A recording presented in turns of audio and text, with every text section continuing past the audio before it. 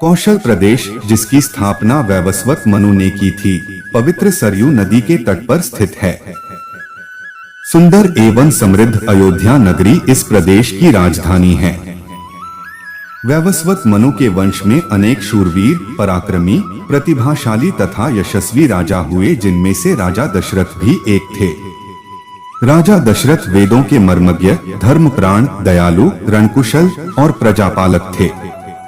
उनके राज्य में प्रजा कष्टरहित, सत्यनिष्ठ एवं ईश्वर भक्त थी।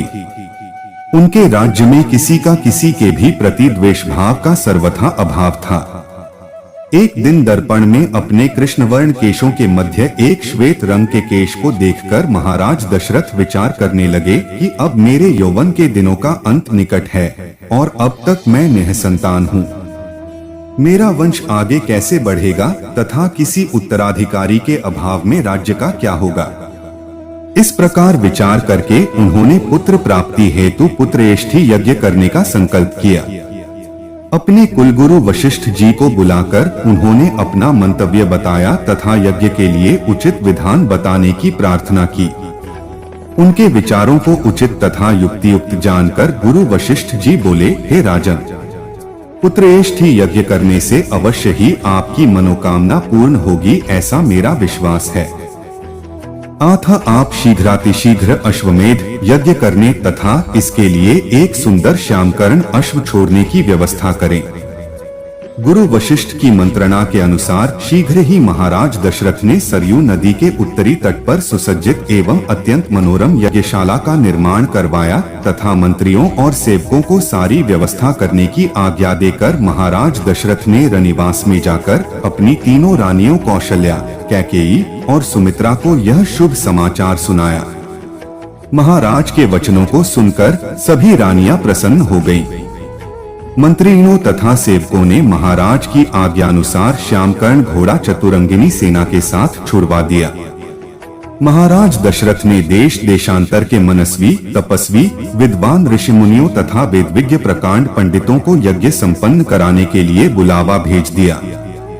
निश्चित समय आने पर समस्त अभ्यागतों के साथ महाराज दशरथ अपने गुरु वशिष्ठ जी तथा अपने परम मित्र अंग देश के अधिपति लोकपाद के जामातारिन ऋषि को लेकर यज्ञ मंडप में पधारे। इस प्रकार महान यज्ञ का विधिवत शुभारंभ किया गया। संपूर्ण वातावरण वेदों की ऋचाओं के उच्च स्वर में पाठ से गूंजने तथा समिधा की सुगंध से महकने लगा। समस्त पंडितों, ब्राह्मणों, ऋषियों आदि को यथोचित धन धान्य, गौ आदि भेंट करके सादर विदा करने के साथ यज्ञ की समाप्ति हुई। राजा दशरथ ने यज्ञ के प्रसाद चरा को अपने महल में ले जाकर अपनी तीनों रानियों में वितरित कर दिया। प्रसाद ग्रहण करने के परिणाम स्वरूप परमपिता परमात्मा की कृपा से तीनों रानियों ने गर्भधारण किया।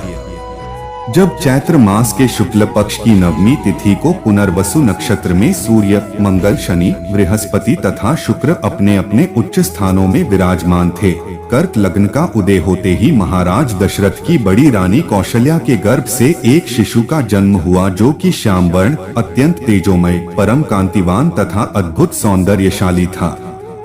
उस शिशु को देखने वाले ठगे से रह जाते थे। इसके पश्चात शुभ नक्षत्रों और शुभ घड़ी में महारानी कैकेयी के एक तथा तीसरी रानी सुमित्रा के 2 तेजस्वी पुत्रों का जन्म हुआ। संपूर्ण राज्य में आनंद मनाया जाने लगा। महाराज के 4 पुत्रों के जन्म के उल्लास में गंधर्व गान करने लगे और अप्सराएं नृत्य करने लगी। देवता अपने विमानों में बैठकर पुष्प वर्षा करने लगे। महाराज ने उन्मुक्त हस्त से राजद्वार पर आए हुए भाट, चारण तथा आशीर्वाद देने वाले ब्राह्मणों और याचकों को दान दक्षिणा दी। पुरस्कार में प्रजाजनों को धन धान्य तथा दरबारियों को रत्न, आभूषण तथा उपाधियां प्रदान किया गया। चारों पुत्रों का नामकरण संस्कार महर्षि वशिष्ठ के द्वारा कराया गया तथा उनके नाम रामचंद्र, भरत, लक्ष्मण और शत्रुघ्न रखे गए। आयु बढ़ने के साथ ही साथ रामचंद्र गुणों में भी अपने भाइयों से आगे बढ़ने तथा प्रजा में अत्यंत लोकप्रिय होने लगे। उनमें अत्यंत विलक्षण प्रतिभा थी, जिसके परिणाम स्वरूप अल्प काल में ही वे समस्त विषयों में पारंगत हो गए। उन्हें सभी प्रकार के अस्त्र शस्त्रों को चलाने तथा हाथी, घोड़े एवं सभी प्रकार के वाहनों की सवारी में उन्हें असाधारण निपुणता प्राप्त हो गई। वे निरंतर माता पिता और गुरुजनों की सेवा में लगे रहते थे। उनका अनुसरण शेष 3 भाई भी करते थे।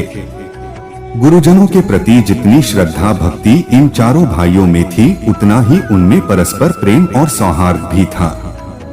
महाराज दशरथ का हृदय अपने चारों पुत्रों को देखकर गर्व और आनंद से भर उठता था।